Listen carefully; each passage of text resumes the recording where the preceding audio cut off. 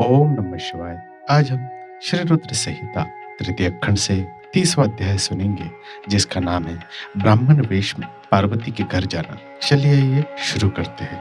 ब्रह्मा जी बोले, हे नारद, गिरिराज हिमालय और देवी मैना के मन में भगवान शिव के प्रति भक्ति भाव देखकर सभी देवता आपस में विचार विमर्श करने लगे। तब देवताओं के गुरु बृहस्पति और ब्रह्मा जी से आज्ञा लेकर सभी भगवान शिव के पास कैलाश पर्वत पर गए। वहां पहुंचकर उन्होंने हाथ जोड़कर शिव जी को प्रणाम किया और उनकी अनेकानेक बार स्तुति की। तत्पश्चात देवता बोले, हे देवाधीश देव महादेव भगवान शंकर, हम दोनों हाथ जोड़कर आपकी शरण में आए हैं।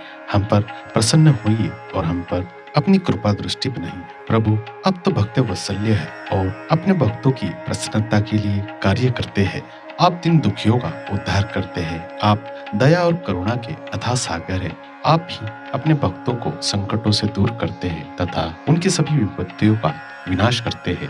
इस प्रकार महादेव जी की अनेकों बार स्तुति करने के बाद देवताओं ने भगवान शिव को गिरिराज हिमालय और उनकी पत्नी मैना की भक्ति से अवगत कराया और आदर सहित सभी बातें उन्हें बता दी। तत्पश्चात भगवान शिव ने हंसते हुए उनकी सभी प्रार्थनाओं को स्वीकार कर लिया। तब अपने कार्य को सिद्ध हुआ समझकर सभी देवता प्रसन्नता पूर्वक अपने अपने धाम लौट गए।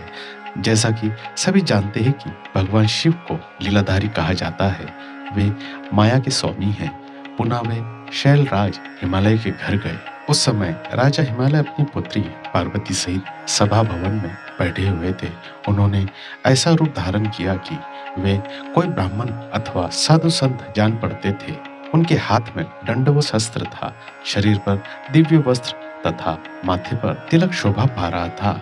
उनके गले में शालग्राम तथा हाथ में स्फटिक की माला थी। वे मुक्त दंड से हरि नाम जप रहे थे। उन्हें आया देखकर पर्वतों के राजा हिमालय तुरंत उठकर खड़े हो गए और उन्होंने ब्राह्मण को भक्ति भाव से साष्टांग प्रणाम किया। देवी पार्वती अपने प्राणेश्वर भगवान शिव को तुरंत पहचान गई। उन्होंने उत्तम भक्ति भाव से सिर झुकाकर उनकी स्तुति की। वे मन ही मन बहुत प्रसन्न हुई। तब ब्राह्मण रूप में पधारे भगवान शिव ने सभी को आशीर्वाद दिया। तत्पश्चात हिमालय ने उन ब्राह्मण देवता की पूजा आराधना की और उन्हें मधुपर्क आदि पूजन सामग्री भेंट की, जिसे शिव जी ने प्रसन्नता पूर्वक ग्रहण किया। तत्पश्चात पार्वती के पिता हिमालय ने उनका कुशल समाचार पूछा और बोले, हे विप्रवर, आप कौन हैं? यह प्रश्न सुनकर वे ब्राह्मण देवता बोले, हे गिरिश्रेष्ठ, मैं वैश्व ब्राह्मण हूँ और भूतल पर भ्रमण करता रहता हूँ। मेरी गति मन के समान है। एक पल में यहाँ तो दूसरे पल में वहाँ। मैं सर्वज्ञ परोपकारी शुद्धात्मा हूँ। मैं ज्योतिषी हूँ और भाग्य की सभी बातें जानता हूँ।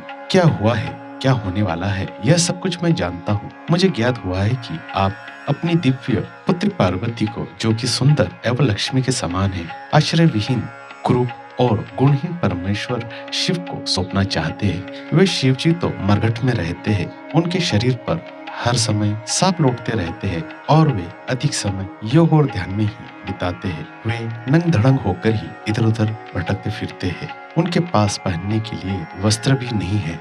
आज कोई उनके कुल के विषय में भी नहीं जानता है। वे स्वभाव से बहुत ही उग्र है। बात बात पर उन्हें क्रोध आ जाता है। वे अपने शरीर पर सदा भस्म लगाए रहते हैं। सिर पर उन्होंने जटाजूट धारण कर रखा है। ऐसे अयोग्य वर को, जिसमें अच्छा और रुचिकर कहने लायक कुछ भी नहीं है, आप क्यों अपनी पुत्री का जीवन साथी बनाना चाहते हैं? आपका यह सोचना कि शिव ही आपकी पुत्री के योग्य है, सर्वथा गलत है। आप तो महान ज्ञानी हैं। आप नारायण कुल में उत्पन्न हुए हैं। भला आपकी सुंदर पुत्री को वरों की क्या कमी हो सकती है? उस परम सुंदरी से विवाह करने को अनेकों देशों के महान वीर, बलशाली, सुंदर, स्वस्थ राजा और राजकुमार सहर्ष तैयार हो जाएंगे। आप तो समृद्धशाली है। आपके घर में भला किस वस्तु की कमी हो सकती है? परंतु शैलराज, जहाँ आप अपनी पुत्री को ब्याहना चाहते हैं, वे बहुत निर्धन है। यहाँ तक कि उनके भाई बंधु भी नहीं है। वे सर्वथा अकेले हैं।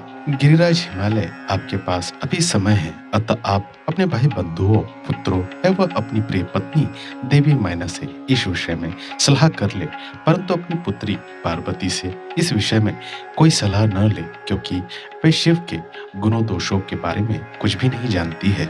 ऐसा कहकर ब्राह्मण देवता, जो वास्तव में साक्षात भगवान शिव ही थे, हिमालय का आदर सत्कार ग्रहण करके आनंद पूर्वक वहां से अपने धाम को चले गए। और इसी के साथ श्री रुद्र संहिता तृतीय खंड 30वां अध्याय यहीं समाप्त होता है।